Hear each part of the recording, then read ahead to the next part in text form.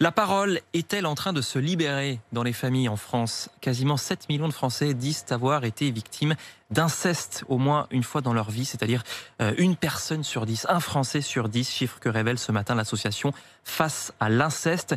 C'est beaucoup plus que les dernières données qui dataient de 2015. Écoutez ces témoignages avec Mao Becker-Granier et Cyprien Pézeril. C'est à l'âge de 6 ans que Randaldo a été abusé sexuellement par son père. Sa sœur est aussi victime, des faits qu'elle a oubliés pendant plus de 20 ans. Quand ma sœur a pu parler à ma mère, elle a tellement été violemment accueillie.